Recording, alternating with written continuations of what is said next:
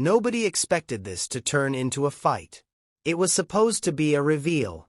A simple brand moment. A clean logo drop. Instead, the second Nike made it official, the timeline cracked wide open. Praise, mockery, disbelief, jealousy, all hitting at once. And the wild part. The logo itself wasn't even the real story. Because this wasn't just about design. It wasn't about fonts or symmetry or whether two letters looked too familiar. What people were actually reacting to was speed. Momentum. The uncomfortable realization that something had changed faster than anyone planned for. A second-year pro doesn't usually get this kind of treatment. Not from the biggest sports brand on the planet. Not this early.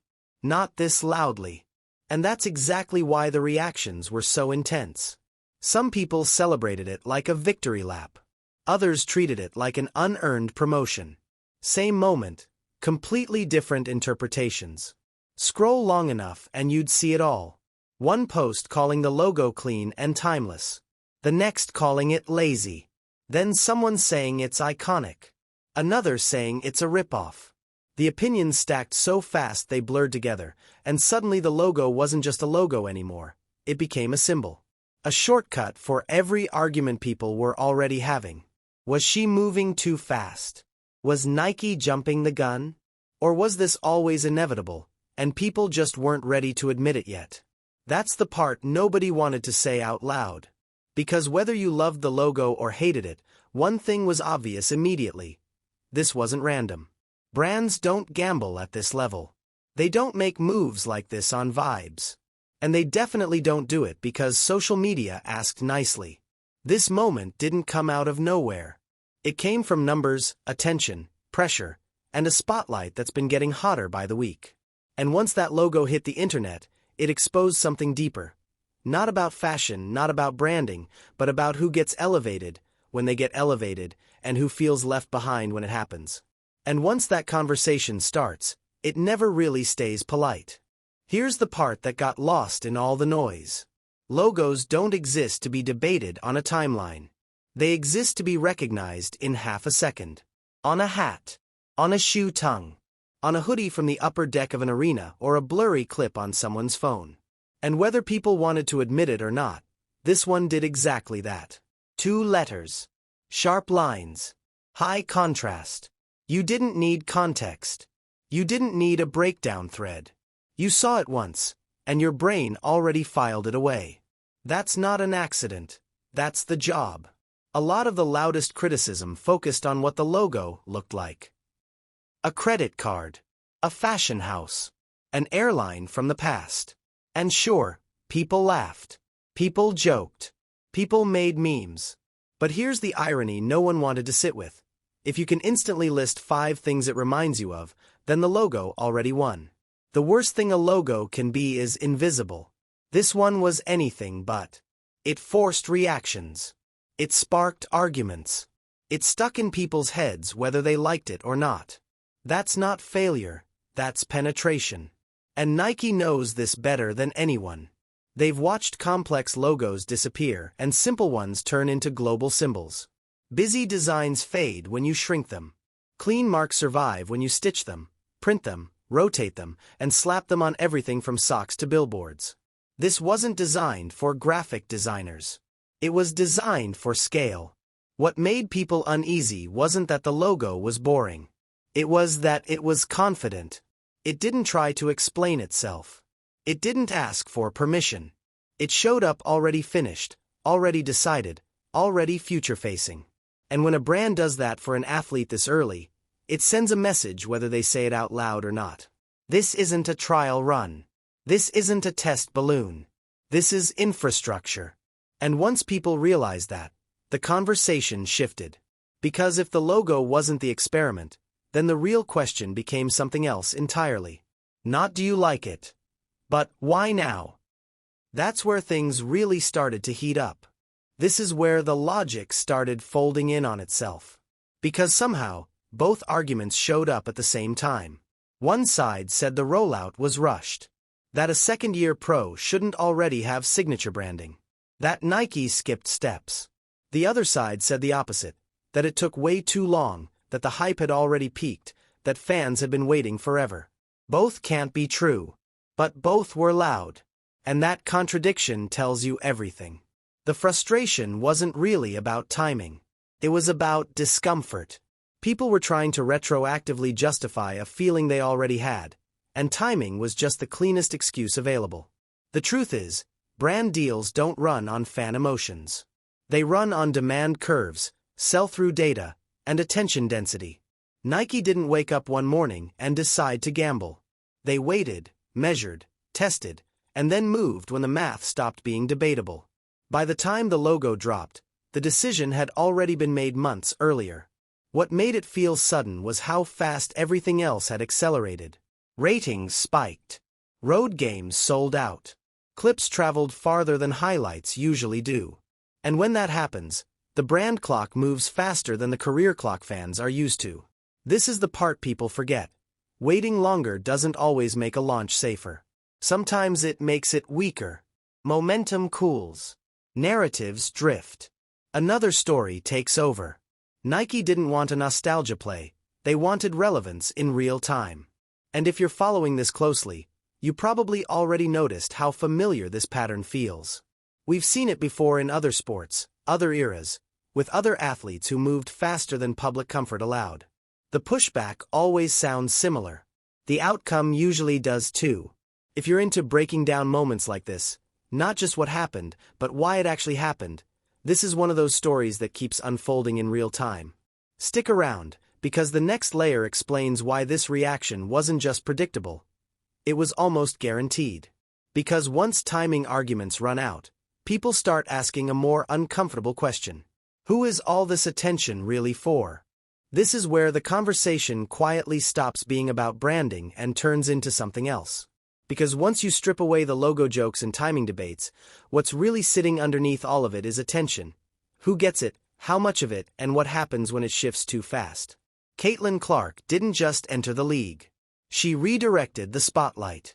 Games started feeling bigger the moment her name was attached. Road arenas filled up. Clips traveled outside the usual basketball bubble. People who hadn't watched a full WNBA game in years suddenly had opinions, loud ones. That kind of attention makes people uneasy, especially when it doesn't follow the traditional script. Veterans expect seniority to matter. Fans expect a slow build. Media ecosystems get comfortable with familiar faces. And then suddenly, the center of gravity moves. Some critics framed it as overexposure. Others called it favoritism. A few tried to make it about fairness. But fairness isn't how attention works. Attention follows curiosity, conflict, and momentum. And right now, all three point in the same direction. What made this moment even sharper was how visible the contrast became. A logo is permanent. It says, "We're investing long-term." That's different from a feature story or a viral highlight. It signals hierarchy, whether anyone admits it or not. And for people who feel overlooked, players, fans, even entire fan bases, that can sting. But here's the part that rarely gets said. Attention isn't a limited resource the way people treat it. When one player draws more eyes, the stage actually gets bigger. Ratings don't rise in isolation. Ticket sales don't spike for just one name. Entire matchups benefit.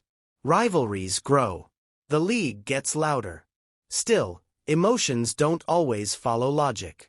It's easier to aim frustration at a logo than to admit the landscape is changing. It's easier to criticize Nike than to accept that the audience has shifted. And it's easier to say someone is being pushed than to admit they're being pulled by demand. This is why the reaction felt so intense. The logo didn't create the tension. It revealed it. And once attention becomes the real issue, the next question comes fast. Who else has been here before, and how did that play out? None of this is actually new. It just feels new because it's happening faster, and in a space that isn't used to speed like this. When people say, "We've never seen this before," what they usually mean is, "We've never seen it happen this early." Look around the league and the blueprint is already there. Sabrina Ionescu didn't wait for universal approval before her brand took shape. Her logo, her shoe line, her identity, all of it grew alongside her game, not years after the fact. The same goes for Aya Wilson. By the time everyone agreed she was dominant, the branding was already in motion. That's the part people forget. Signature deals don't show up as rewards at the end of a journey. They're tools used during it.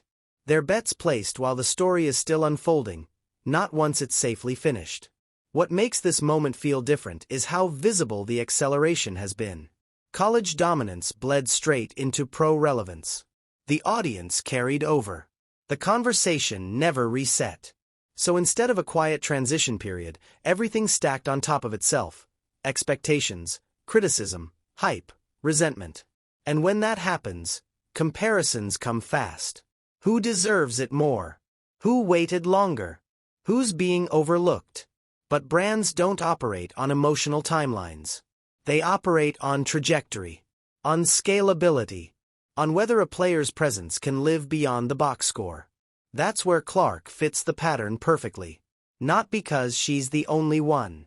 Not because she's better than everyone else. But because her game, her visibility, and her audience all move together. That alignment is rare. And when it appears, brands don't pause just to be polite. If you've ever wondered why certain athletes seem to leap ahead while others grind for years, this is the exact moment where those paths split. It's not always fair. It's not always clean. But it's consistent. And we're still only talking about the logo.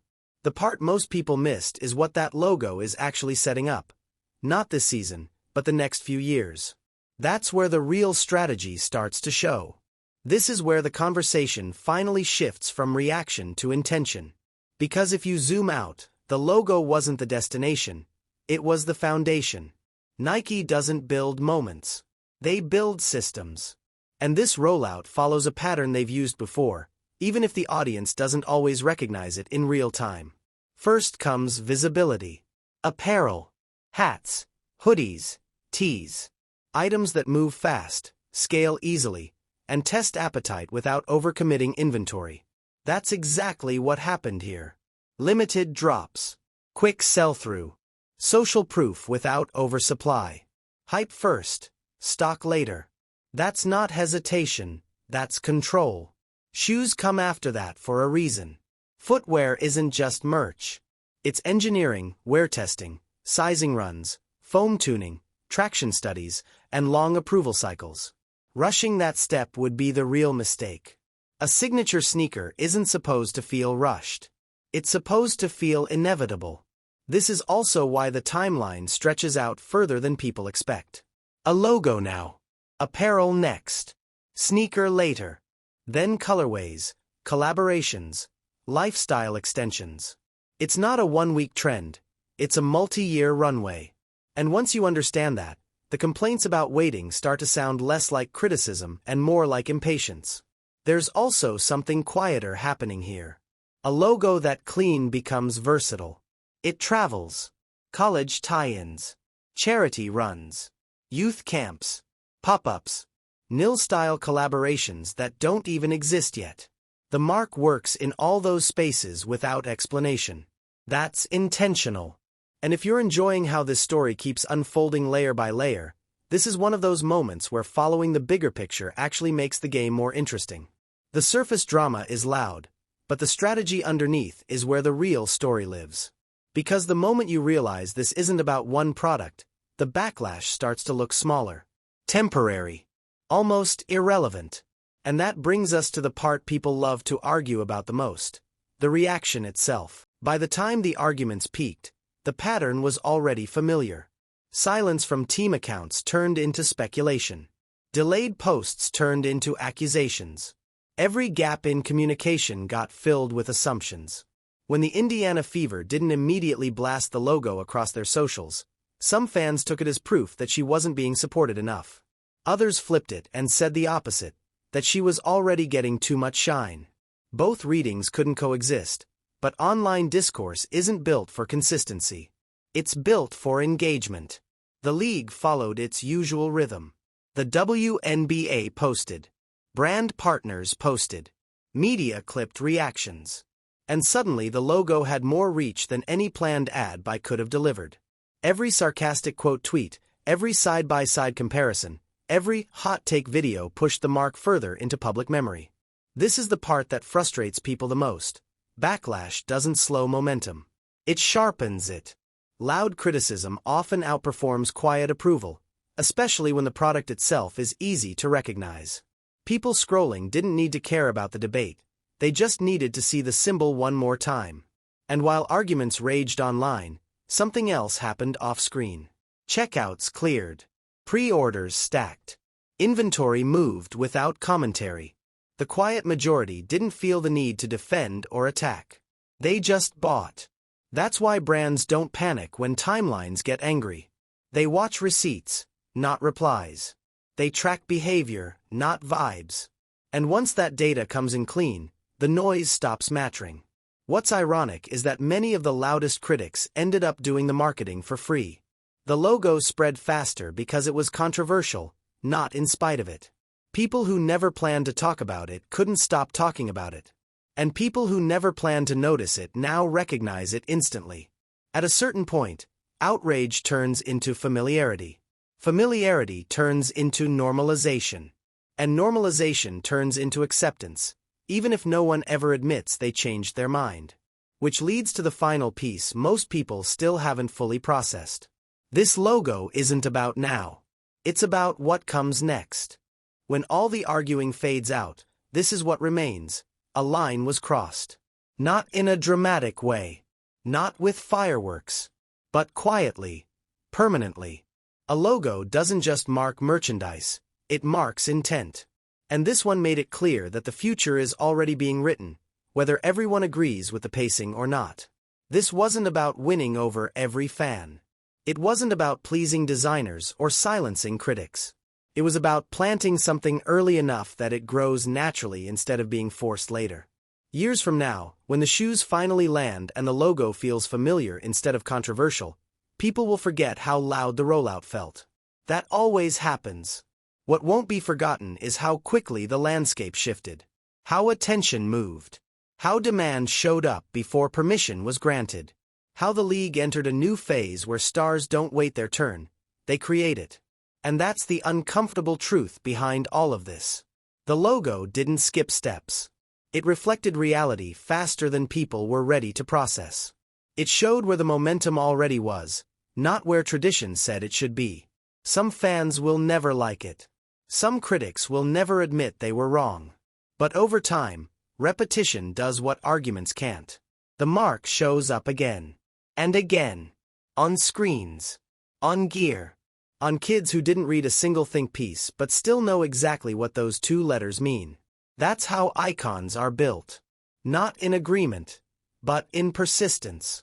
If you stayed through this whole breakdown, you're clearly locked into where the game is headed, not just where it's been.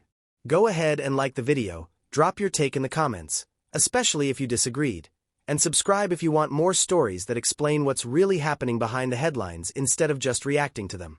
Because this wasn't the end of the conversation. It was the beginning of a much bigger one.